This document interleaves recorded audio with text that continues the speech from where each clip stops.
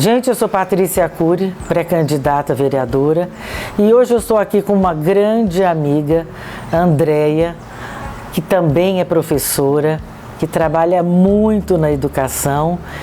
Andréia, conta um pouco de você. Eu sou Andréia Regina Porto, porque tem outra Andréia Porto, eu sou Andréia Regina Porto. Eu sou mãe da Júlia, tenho 45 anos, quase 46 mês que vem. Sou mãe da Júlia, é a razão da minha vida, é por ela que eu acordo de manhã, é por ela que eu faço tudo que eu faço. É por ela que eu abro mão de tudo ou não abro mão de nada. Então tudo que eu vou fazer há 16 anos é em função da Júlia. Então você está falando também pra gente, já pegando um gancho, né? O tanto que é importante... Foi importante para você a maternidade e o tanto que a Júlia preenche a sua vida, não é? Muito. E é melhor ainda quando você consegue programar. Acho que quando você não programa um filho, é uma surpresa, é uma bênção. Mas você, acredito eu, né, pelo que eu vejo, que você encare de uma outra forma a maternidade. Agora, quando você... planeja ter um filho, não, agora eu quero ser mãe, agora eu quero ter um filho, agora eu quero essa responsabilidade na vida. Isso é uma coisa difícil, né, de acontecer, da gente conseguir planejar tudo isso, né?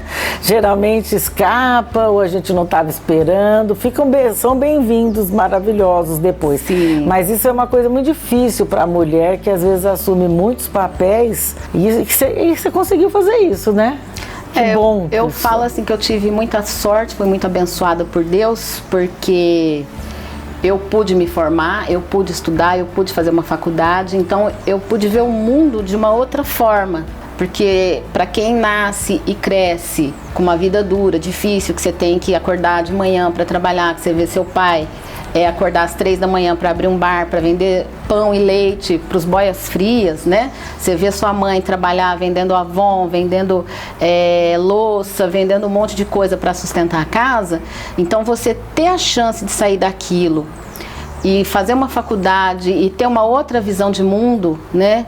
Levar o nome da sua família, igual aquele ano que eu fui para o congresso, expor um trabalho que eu fazia na creche. Verdade, né? Não lembrava. Coisas assim que meu pai e minha mãe talvez nunca sonharam, ou sonharam e não puderam realizar, porque minha mãe foi mãe muito cedo, né? Com 17 anos ela teve a primeira filha. E você tem vários irmãos? Só 8, 7, 6, é um punhado lá em casa que eu nem sei, já perdi a Andréia, conta. essa minha amiga maravilhosa, ela é o retrato da maioria de nós, né? Brasil, Exatamente. todas as famílias são enormes, um monte de filho, aí não consegue fazer nada, né? Não consegue ter a chance de formar direito nenhum.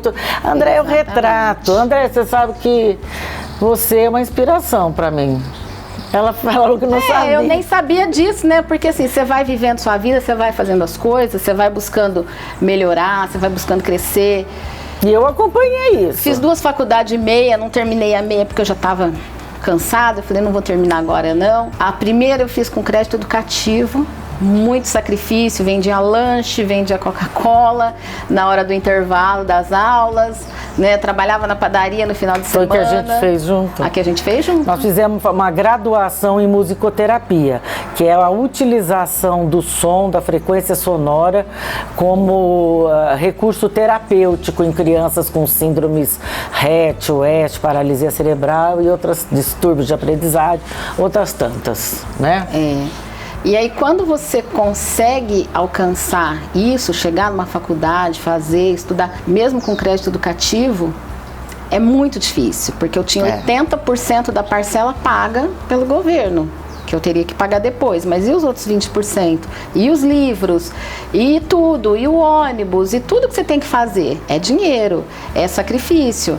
Você deixa de sair no final de semana, você deixa de comer uma pizza, você deixa de ir numa festa, porque você precisa daquele dinheiro para pagar a sua faculdade, você precisa, né, daquele tempo para estudar. Então é complicado. Mas isso que eu falei para você que eu te admiro, sabe por quê, Déia? Porque você tinha foco.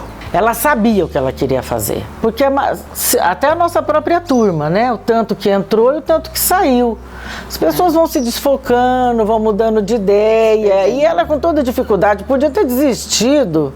Era mais fácil, né? Era mais fácil, porque foram 4 anos bem puxado.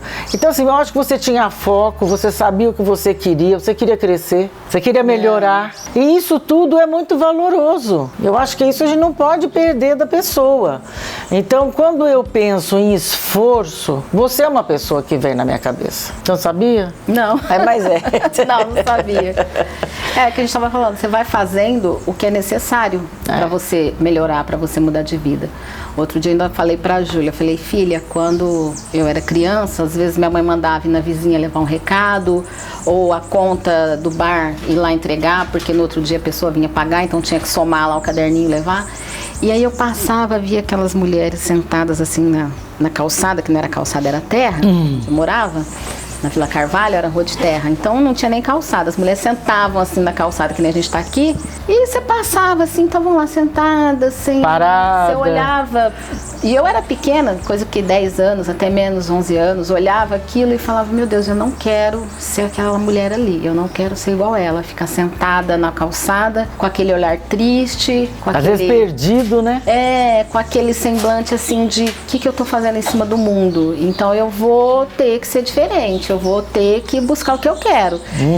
E aí você vai crescendo e fala, eu não quero aquilo pra minha vida. Eu não quero ficar sentada na calçada olhando pro ar. E aí eu fui fazer isso. Falei, vou ter que estudar, vou ter que melhorar, vou ter que mudar de vida. Isso, né? E depois de tudo isso? Aí você formou, hoje você trabalha, como que tá a sua vida? Depois da faculdade de musicoterapia, eu fiquei 5 anos trabalhando como musicoterapeuta. E aí não dava muito dinheiro, né? Porque todo mundo acha que terapia é coisa de louco, então ninguém quer fazer. Mas trabalhei muito com criança, com ONG, e aí te dá uma bagagem muito grande, né? De conhecer mais ainda as dificuldades das famílias, a dificuldade das crianças, a dificuldade emocional. A gente fala muito em carência. São crianças carentes, mas não é a carência de dinheiro que é pior. A emocional é pior, né? Carência emocional, afetiva, que é muito grande. Aliás, ela trava todo o desenvolvimento, né, da criança, todas as possibilidades. Aí eu acabei parando de trabalhar com musicoterapia, me divorciei, porque aí eu já estava com 26 anos, já queria ser mãe, vou arrumar alguém que eu acho que serve para ser pai do meu filho. E fui trabalhar no restaurante, comecei como atendente no balcão, que era por delivery, por entrega. Passei para gerente, e aí quando eu resolvi que não, realmente agora eu vou ter meu filho ou minha filha, né? Eu pedi demissão e fui viver minha vida. Aí engravidei, tive minha filha, fui trabalhar no call center, de manhã, de tarde. Dava aula à noite, entrei para um programa chamado Brasil Alfabetizado, que é a alfabetização de jovens e adultos, né? E aí você aprende ali no Brasil Alfabetizado a conhecer mais a fundo por que as pessoas não estudam, né? Por que elas não tiveram chance de estudar quando eram crianças. Eu tinha alunos de 75 anos, eu tinha alunos de 18, que não sabiam ler, não sabiam escrever, eu tinha alunos de 30. Isso deu muita bagagem, né? Dá uma bagagem enorme. E aí eu já dava aula no Brasil Alfabetizado, a Júlia bebezinha. Comecei em 2005, dar aula de alfabetização. Entrei na Telefônica, então eu trabalhava de domingo a domingo, manhã e tarde na Telefônica, e à noite eu dava aula para os meus adultos, para os meus alunos. Tô falando que é esforçada. Aí eu resolvi que eu ia comprar um carro, porque eu não aguentava mais esperar a van do meu bairro. Eu saía da Telefônica, do call center no domingo, às 5h15 da tarde, eu ficava até 6h30 no ponto esperando o ônibus, para chegar no centro e esperar mais 40 minutos, para chegar na casa da minha mãe às 8 da noite, para pegar minha filha, subir, para pegar uma van 8h40, 9h20, para chegar em casa. Então eu falei, não, eu vou comprar um carro. E foi logo depois de tudo isso que você entrou nas outras escolas? Porque eu não. Sabendo, você dá aula em 3 escolas. Antes da escola foi o carro. Foi o melhor, porque aí para entrar na escola é outra história. Antes da escola foi o carro. Aí trabalhei 2 anos à noite, juntei o dinheiro e comprei o carro. Com os R$250 que eu recebi à noite. Da escola, do programa de alfabetização. Então, quando eu escuto essas coisas, é difícil para eu entender por que as pessoas desistem. E também é difícil muitas vezes entender como que elas têm tanta força para ficar. Você tem que ter. Porque depois que eu comprei o carro, aí eu resolvi que eu ia fazer outra faculdade. Por quê? Porque como musicoterapeuta, você pode clinicar, você Exatamente, pode atender. você fez uma graduação. Exatamente. Estava graduada. Mas você não é licenciado. Aí eu descobri que eu não era licenciada, que eu não podia dar aula. Eu podia dar aula de alfabetização, mas não podia entrar num concurso, não podia entrar numa sala de aula porque eu não tinha licenciatura. Aí você foi fazer outra? Aí eu fui fazer a formação, fui fazer pedagogia, parei, fiz a formação em arte. Prestei E agora concurso. você dá aula de arte. Agora eu dou aula de arte. E prestou o concurso? No estado. Passei no estado, passei na prefeitura de Jardinópolis, passei na prefeitura de Ribeirão. Fui chamada nos 3, você só pode ter 2, fiquei no estado e na prefeitura de Ribeirão. E quantos alunos você tem hoje, Deia? Hoje eu tenho 3 escolas, dá uns 500 e pouco. Eu tenho 18 Meu salas Deus. hoje. Mas já 18? tive 5 escolas com 20 salas, né? 18 Hoje eu tenho 18 salas. salas. E essa confusão agora? Como é que vocês estão encarando a pandemia? Olha, tá complicado, porque a gente tá fazendo assim o máximo que a gente pode. Eu imagino. Vocês e os alunos, né? E além ainda do que a gente pode, porque não é todo professor que tem um computador É verdade. bom que dá para fazer tudo. Não é todo professor que tem um celular bom que dá para fazer tudo. Principalmente, não são todas as famílias que têm o celular bom, o computador bom, a internet boa. E a gente estava falando antes, né? A Andréia, ela tá numa região muito carente mesmo, então falta muito recurso para as crianças. Como é que você imagina que vai ser a volta disso, Deia? Não dá nem para imaginar. Você ainda está numa disciplina, né, que não é das mais complicadas. Vamos pensar Exatamente. Assim, não que não seja importante, porque a arte, a música, eu considero uma das coisas mais importantes. Trabalha flexibilidade com a criança, criatividade, tudo. Mas vamos pensar, não tem as contas, a teoria por trás. Como é que será que vai ser essa volta para todo mundo? O peso, quando a gente pensa pedagogicamente, o peso é menor do que se você pensar em matemática. Mas não é menos e importante, com certeza. Não é menos importante, mas o peso da matemática e do português acaba sendo maior, né? É verdade. Principalmente do português, porque se você não sabe ler, como é que você vai ler um problema para resolver uma conta? Como é que você vai ler uma história de um artista para entender a obra, né? Se você não sabe ler, eu que fiquei muitos anos na alfabetização de adultos, foram 10 anos de alfabetização, então eles falavam muito assim, quem não sabe ler é cego. Olha. Essa frase era recorrente em todas as turmas, sempre tinha alguém que tinha esse pensamento. Que coisa, que expressão forte, né? Quem não sabe ler é cego, eles falavam. Verdade. Eu já tive problemas assim, histórias, né? Problemas não, histórias assim, de o aluno chegar para uma pessoa que está no ponto e falar assim, a moça, pode ler o nome daquele ônibus ali para mim? Aí a pessoa lia, mas na verdade não lia, falava outra coisa. E o aluno pegou o ônibus errado e só tinha aquele passe e foi parar do outro lado da cidade. E aí, como é que você volta? A gente ainda tem que contar com o outro, né? Esse é um grande problema. Contar com o outro e às vezes, muitas vezes, o outro não percebe a dificuldade, não está disponível a ajudar, né? Então isso é até uma coisa cruel de vivenciar. Né? Muito, muito. E para eles é uma coisa muito forte, né? Eles carregam muitas marcas do não saber ler, do não saber escrever, do não conseguir se virar, do achar que é cego, né? Porque não sabe ler. E é muito complicado.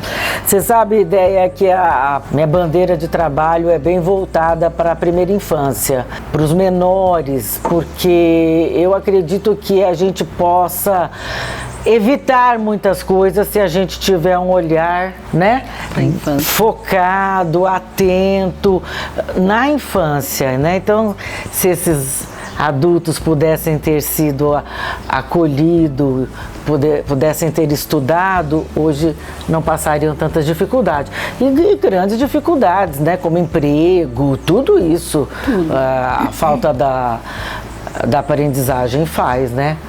Os professores da escola estão se unindo, fazendo alguma coisa, pensando nessa volta? Como é que tá? Por enquanto, a gente tenta fazer o momento agora, porque para volta tá tudo meio incerto. Quando volta, como volta, por que volta, o que a gente vai fazer. Então, agora é montar essa aula agora, como que a gente atinge esse aluno.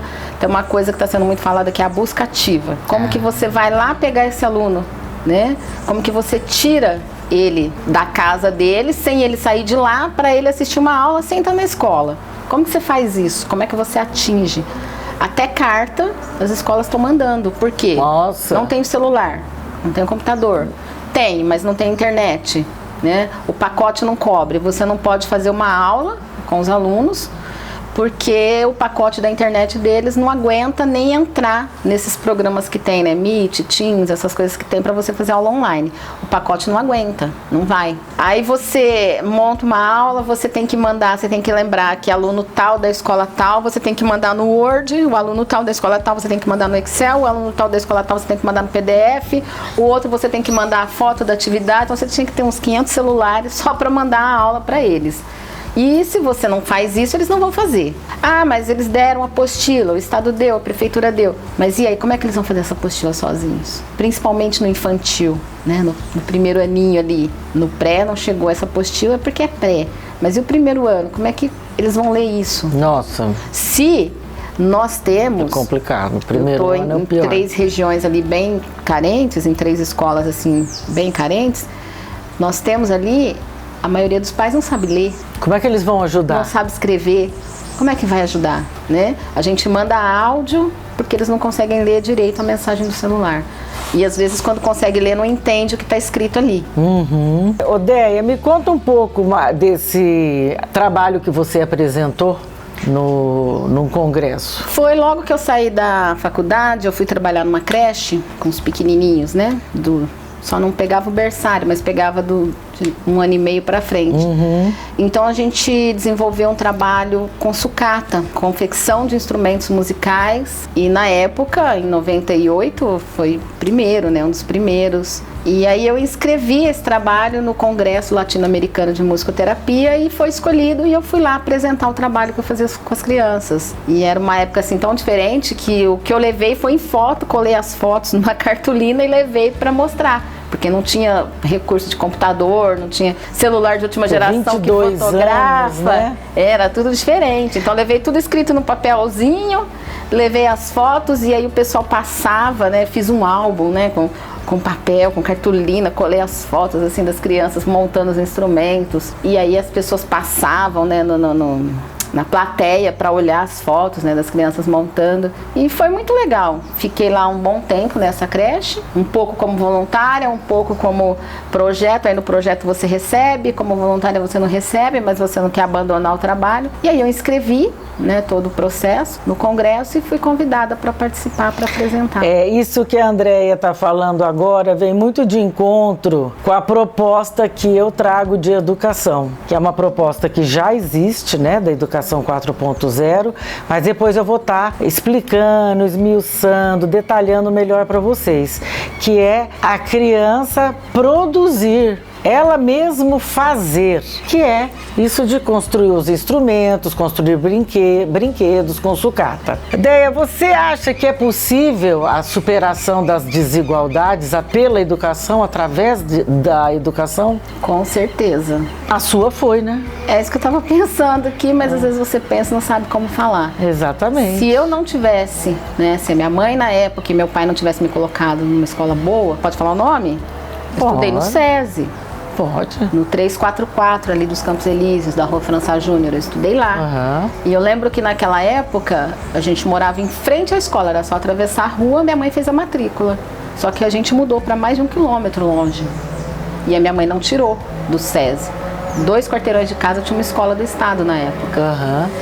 E eu estava no 3º, 4º ano, as minhas amigas, as vizinhas, não iam para a escola, porque teve uma época de greve, meses sem as crianças irem para a escola e nós íamos todos os dias. Então eu tive uma formação de base muito boa, né? De base educacional ali, escolar, muito boa. E os meus pais, não vamos tirar do SESI, vai, é longe, mas vai, acorda mais cedo e vai, volta no sol, leva uma sombrinha, até hoje eu tenho mania de carregar sombrinha, porque a gente voltava da escola meio-dia, um vinha sol, de sombrinha, né? no sol, né? Só de Ribeirão Preto? Eu, os meus irmãos, mas a gente estudou numa escola boa, né? Que até hoje é uma referência de educação.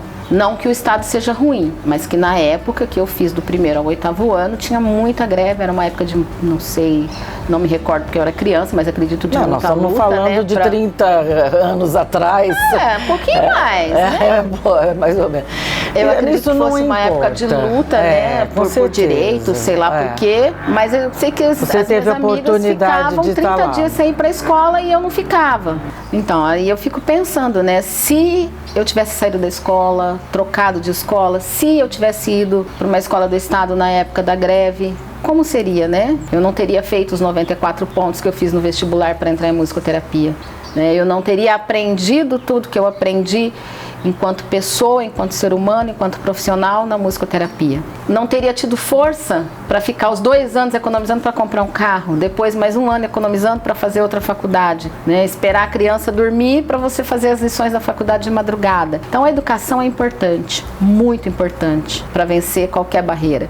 Eu podia estar lá sentadinha na porta, naquela calçada de terra, como aquelas mulheres, olhando para o tempo, esperando a vida passar, com aquela postura de o que eu estou fazendo em cima do mundo, né? Não que isso seja culpa delas, não é. Não. Ninguém tá falando. A vida vai levando a gente por um caminho. Tem caminhos que a gente não consegue alterar. Exatamente. Né? A gente vai indo, às vezes até porque a família não teve condições de ajudar, etc. Tal. Mas existem caminhos que a gente precisa batalhar. E é isso que é importante falar para você, mãe e pai, e para você, aluno, que não desista, né? Que existe muita chance de você escolher o que você quer fazer, de você caminhar, de você trilhar uma carreira. A gente está passando muito isso agora na pandemia, porque a gente manda a atividade, muitos alunos recebem, né? Porque não são todos que não recebem, muitos recebem, mas eles falam, não vou fazer, porque eu não vou aprender nada com isso. Não quero fazer porque eu não estou na escola. Não, você tem que fazer, você tem que ler, porque qualquer coisa que você consiga aprender dali, lá na frente, para você vai ser bom. Mas eles estão te falando outra coisa extremamente importante, que é a importância da presença do professor. Sim. Como orientador, né? Do trabalho, da tarefa. A presença física. A presença física, a presença na ajuda, porque eles estão realmente se sentindo perdidos. Muito. Os professores estão perdidos, as crianças estão perdidas, as famílias estão perdidas, porque é uma crise do mundo. Não é uma crise só de Ribeirão Preto, só das 3 escolas que eu dou aula. Não, é do mundo. Ninguém sabe o que vai acontecer amanhã, ninguém sabe o que vai virar essa história de pandemia, o que vai virar essa história de crise, o que essas crianças o que vai acontecer com elas quando elas voltarem para a escola, o que vai acontecer com os professores quando voltar. A gente sabe que tem criança que está passando por muita dificuldade, né? De comida mesmo, que os pais perderam emprego. Faz 1 mês a gente fez uma campanha na escola virtual, os professores arrecadaram, cada um levou uma coisa para doar para as famílias que estavam com mais necessidade, né? Porque tem muito pai, muita mãe que perdeu o emprego, ou que não pode trabalhar, e aí o patrão não paga. O emprego até está garantido, mas ele não pode ir. Eu acho que nada do que a gente vive é ao acaso, né? Eu acho que tudo que a gente vive tem um porquê e nós vamos tirar algo disso. Essa pandemia hoje fez muito dos nossos valores terem que ser repensados. E na vida existem 2 caminhos, Deia: o fácil e o difícil. O difícil é o que dá trabalho, o que você precisa se esforçar, o que você precisa correr atrás, porque ninguém corre atrás para você.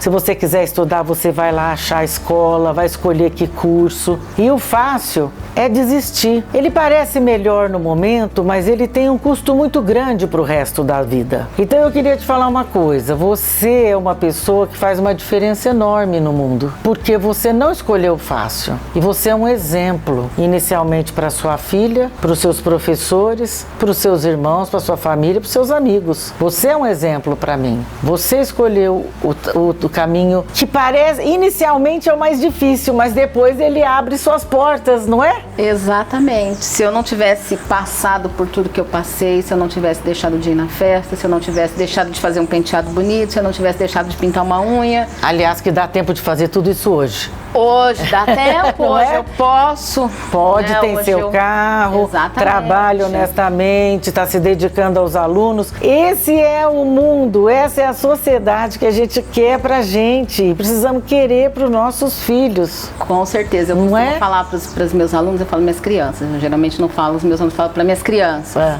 Eu falo sempre para eles, o mesmo que eu quero para minha filha, é o que eu quero para vocês. Aí eles olham, primeira vez que eu falei isso para uma turma muito difícil, que ninguém conseguia ficar dentro da sala. Eu falei, olha, o mesmo que eu quero para minha filha é o mesmo que eu quero para vocês. Eles me olharam assim espantados, porque acho que eles nunca tinham ouviram. ouvido alguém falar, eu quero o bem de vocês. Ah, mas você gosta mesmo da gente? Gosto. Ah, mas sim, eu gosto. Então, É difícil, com tanta carência, com tanta necessidade, a criança sentir que ela tem valor. Porque, aliás, a criança acha que a maioria das coisas que acontecem na casa dela é por culpa dela. muito, Não é? muito a gente. E não são. Então, quando a gente fala, você é valoroso, você é bacana, você está se esforçando, isso dá um up para a criança que ela fala o que Exato. falou para você. Né? O susto. Eles assustam. Nunca me falaram isso. Isso é muito importante. Tudo isso que você falou, se depois você permitir, quero conhecer as escolas, porque eu venho buscando e trabalhando realmente saber as necessidades das nossas escolas de Ribeirão Preto. Muito já foi feito, né, Déia? Muito. Mas temos muito para Precisa caminhar e temos uma coisa nova que é essa mudança por causa da Covid. Então, quer dizer, tem muita coisa a se repensar, fazer de novo. Precisamos fazer uma escola diferente para que a criança tenha incentivo. Déia, super obrigada. Muito obrigada por nada. aceitar. Na hora que precisar é só chamar. É assim mesmo. Muito obrigada. É só falar a roupa, o lugar e a hora. Tamo lá. Tá combinado, então. Né? Pais e professores, depois da Covid, nós vamos precisar reescrever a educação. Vamos precisar modificar a educação que vem vindo de 60, 70 anos iguais. E as nossas crianças não são mais as mesmas. Passaram por muitas coisas, temos recursos tecnológicos que nós não tínhamos. Então, vamos usar também esse tempo que nós estamos obrigados, né, a ficar em casa para criar, construir uma educação adequada que motive a criança na época que nós vivemos agora com tanta tecnologia. E vamos buscar recursos e parcerias para poder equipar todas essas escolas.